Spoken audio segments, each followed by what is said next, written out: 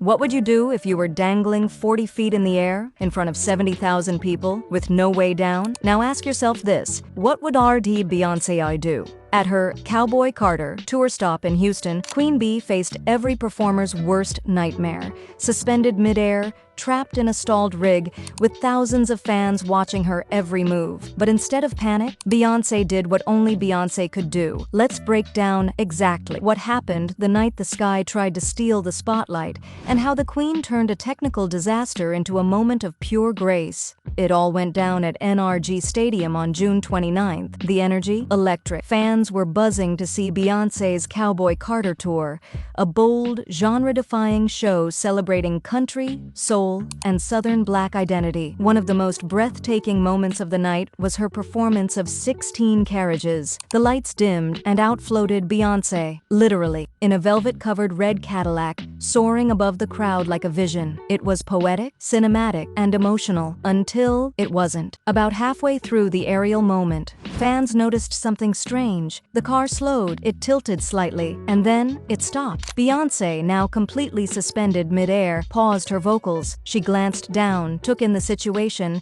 and said calmly into her mic, "Stop, stop, stop." The music halted. Crew members scrambled. The audience froze. For nearly a minute, Beyoncé was stuck, dangling above the crowd in her hometown, her fate resting in the hands of her tech crew and a whole lot of steel cables. But here's the thing: she didn't flinch. No panic, no drama. Beyoncé simply gripped the edge of the car, stayed composed, and waited. And then she did the most Beyoncé thing possible. She smiled. Fans watching from the floor started chanting her name. People online later said it felt like watching a goddess. Pause time. The moment was tense and iconic. Eventually, the rigging was stabilized. Beyoncé was lowered back to the stage, and when her feet finally touched the ground, she looked out at the sea of fans and said with a soft laugh, "Thank y'all for your patience. If I ever fall, I know y'all will catch me." The crowd erupted. A technical mishap had turned into a moment of trust, connection, and total professionalism. Her team later confirmed it was a minor technical issue. No injuries, no damage,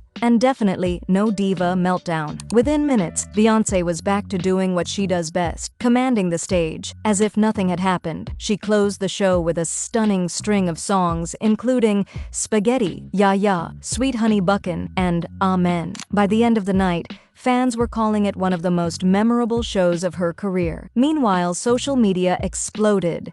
Clips of the moment flooded TikTok and X, formerly Twitter. One fan wrote, "Only Beyoncé could get stuck in midair and make it look like part of the show." This tour, this album, this era of Beyoncé is all about reclaiming space. Cowboy Carter isn't just a country album. It's a cultural statement, a reinvention, a reminder that country music was built on Black roots, and Beyoncé is here to take it back, in rhinestones and red leather.